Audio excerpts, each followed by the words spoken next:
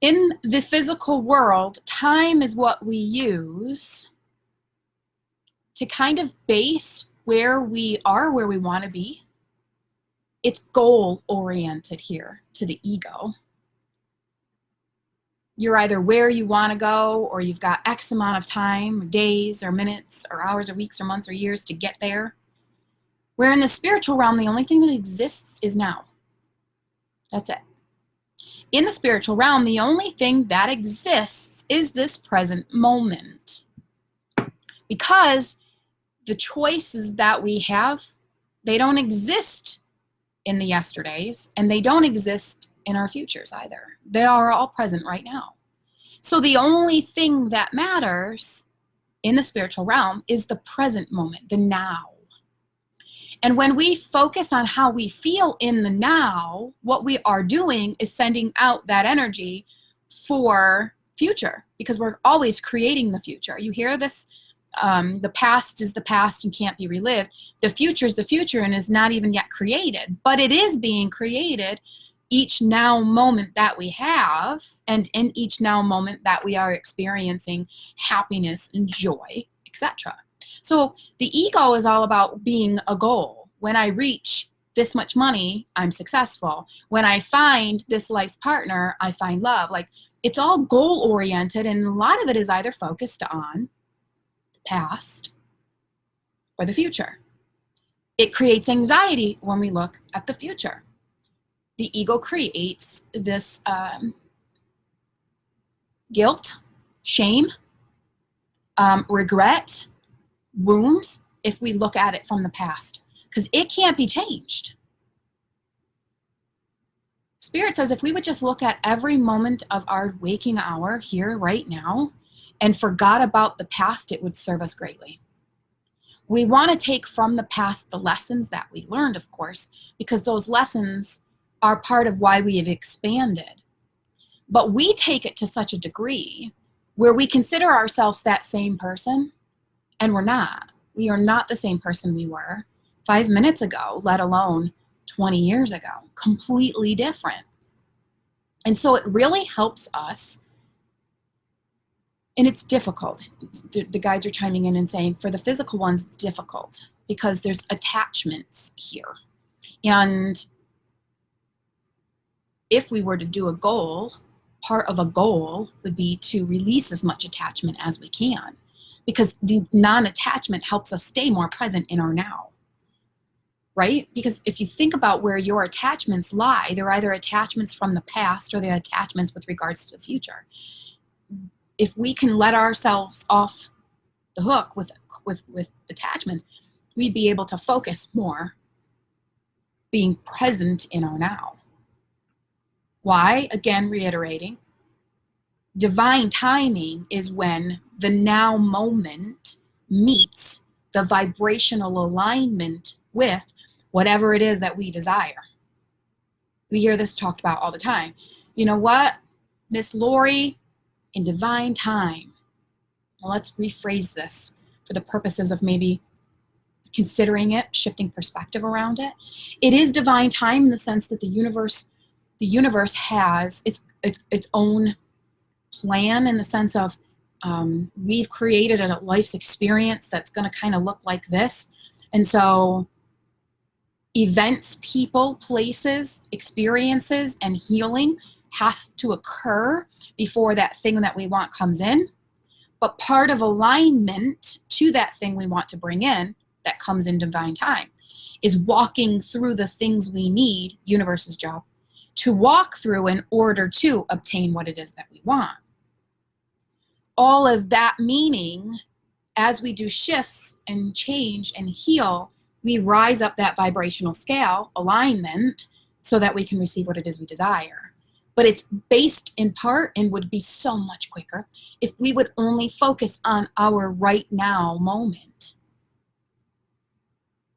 If I'm not the same person that I was 5 minutes ago, then clearly this now moment presenting something that looks like this can't possibly end the way that it did 10 years ago. The experience that I'm having right now can't possibly look the same because I don't even look the same. I'm not even the same. If we can shift perspective and take it moment by moment, there's so much more happiness and relief. They want to say that different. I want to say that. They want me to say that different. If we would just focus on the now moment, there would be so much relief.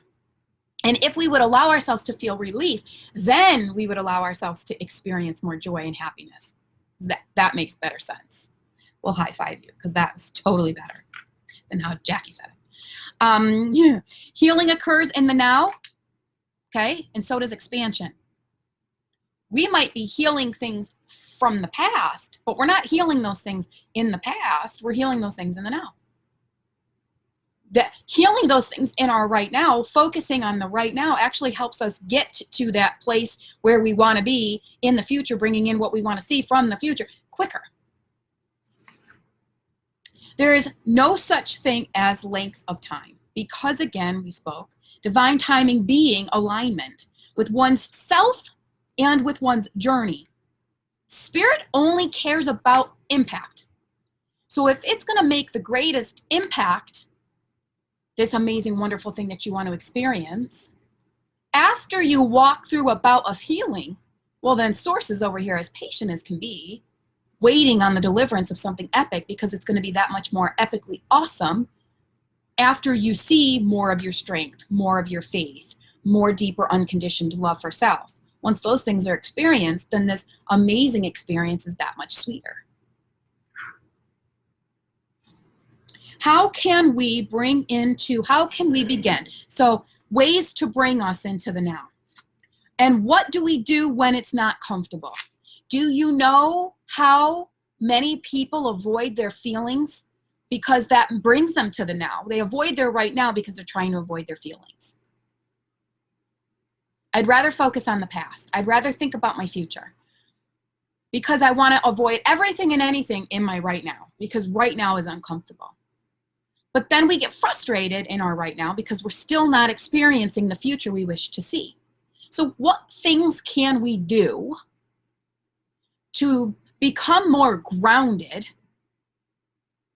and only focusing on our right now? We can be mindful of how our egos, all unique to each other, how it pulls us. Does yours pull you more into past experiences, past guilt or shame or embarrassment, or does your ego want to focus only on create, move, new goals, money in the future, all that jazz? You'll know best. There's no judgment. There's no right or wrong answer.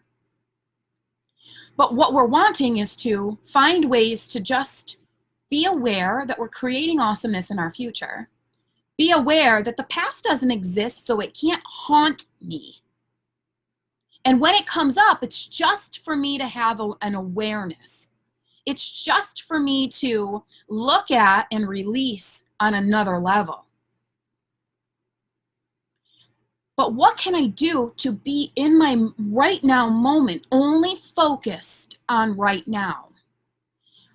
Affirmations help us do this. Meditation helps us do this. Journaling helps us do this.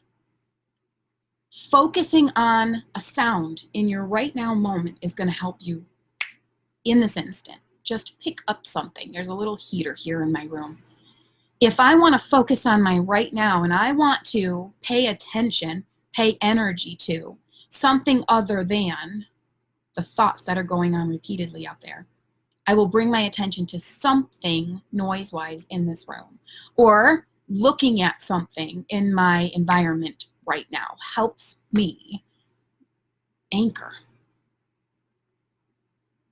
Nature helps us ground. Visualization helps us ground. In this now moment, for 2 seconds, that feels easy, but then something happens. Okay, that's okay. You are always able to bring yourself back to the now. But sometimes that's anxiety that needs you to look at it. Why are you afraid? Why are you investing all this energy into something that is non-existent right now? Be it over and done with, not yet created. If you were to do that, it kind of spirals into more awareness of Not being satisfied right now? Okay, cool. I'm not satisfied right now. What can I do in my right now moment to feel satisfaction? Then we move. But you see, when it comes to time, because the ego's so goal-oriented, it needs to know who, what, where, when, why, how, and what details. Where spirit's like, no, it's all about the purpose. It's all about, present moments and choices that are available to us in the now, and moving second by second, minute by minute to happiness. I do this exercise with my clients all the time. I say to them, I personally don't like matcha. I'm sure matcha is a fave amongst some of you, and that's super cool. My personal fave is coffee.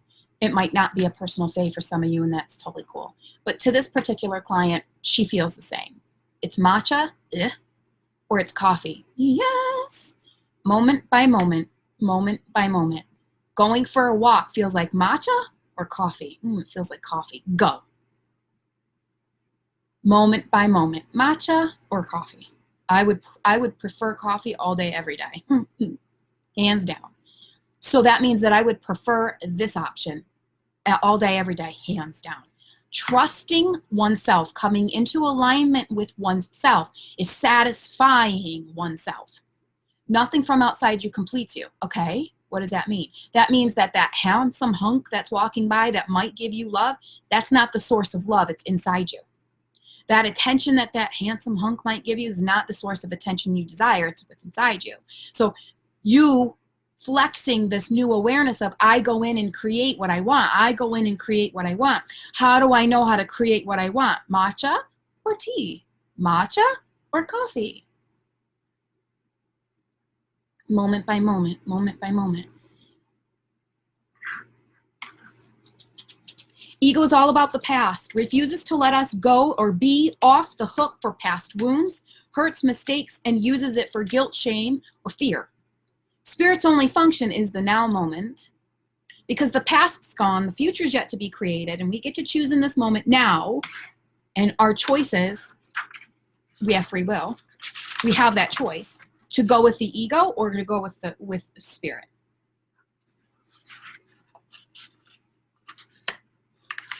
How glorious would it be if we would forgive ourselves? And I'm using forgiveness in place of correct. Forgiveness feels lighter than if I said, wouldn't it be glorious if we would just correct ourselves? Correcting something means that something was wrong. And I don't believe in any moment of any time of anything or any experience, anything is wrong. I believe that it all takes place for a reason. Okay, but forgiveness gives us this sense of, I saw something different. And if I could forgive my mistaken impression of something, I would then allow spirit to move through me at a deeper level. So how glorious would it be if we could forgive ourselves and others for the past? How glorious would it be if we would forgive ourselves for believing that the past has any hold on us whatsoever? How glorious would it be if we would forgive ourselves from feeling as if we had to control the future? That's a nice journal prompt right there. How glorious would it be if I would forgive myself for feeling like I had to control anything in the future?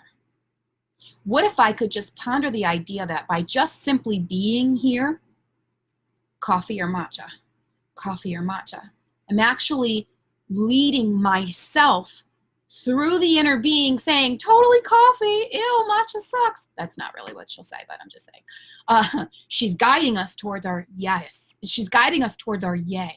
She's guiding us towards our path. And we're just being physical about it. Matcha or tea, matcha or tea. Feeling the body's response to a question. My body does not like matcha. My body loves coffee. My body's got answers. My body is connected to the inner being. My inner being talks to me through my body. So my inner being's like, that's a good choice, go that way. And the more that I trust my body, the more that I go, ooh, this body's awesome. The more that I connect to the inner being, feeling awesome, and the more awesomeness is experienced in this world. Right now. Not in the future when I lose 20 pounds. Not in the past when I was in my 20s. Now. What if we took the lessons that we learned forward for the sole purpose of expanding you into your new expanded version? With regards to relationships or careers or our abundance. Because when we do that, we actually mend and restore things. We strengthen our faith. We deepen and expand our abundance. Because instead of allowing the lesson we learned to be something that we have shame about, I had to learn this lesson and I'll never have to learn that lesson again. I don't ever want to learn that lesson again. Instead of just accumulating lessons without judgment, which then accumulates more abundance of wisdom, we're still stuck back here. Like, be done. Take the gum off your shoe. You're stuck there no more. It doesn't matter anyway. You learned the lesson, and if you didn't, Source is so loving that it'll just line up the lesson one more time so you can experience it. But that's okay. That's not a judgment. That's a boo-hoo for you. You know, you've got to do it again. None of that. That just means there's more expansion for you here. Source loves us so much, it gives us the gifts of expansion. We have to stop judging it as a challenge or an obstacle or hate mail. That's not what any of it is. It's a prompt that helps us see Source believes we can expand beyond reason here. So let's just walk through this. Instead of saying to yourself, why is this happening to me? I want you to remove that phrase and I want you to say, what is this teaching me? Because when you say, what is this teaching me? You're actually leaning in for guidance. You're leaning in to be shown more. You're leaning in with interest and curiosity. When you say, why is this happening to me? You're in pity. Pity, pity, boo-hoo-hoo, victim mode. No. You are not a victim of this life's experience. You didn't come here to cry through this experience. You came here to thrive through this experience. You came here knowing you were all that and a couple bags of chips, and you knew you'd have your way all day, every day, when you'd focus on your right now moment, and you would allow it to, matcha or tea, guide you towards the next best feeling thought, which then leads to more next best feeling thoughts. And along the way of next best feeling thoughts, there's more abundance, there's more experience, there's more growth, there's more expansion, there's more, oh my gosh, I love my life. See, we make it so much more difficult than we need to. Spirit is not even thinking about your yesterday.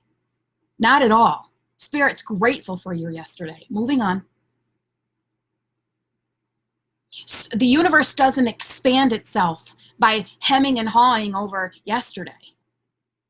It didn't stop for 2 seconds, a millisecond, a fraction of anything to think about yesterday. It's just fully conscious and collectively expanding.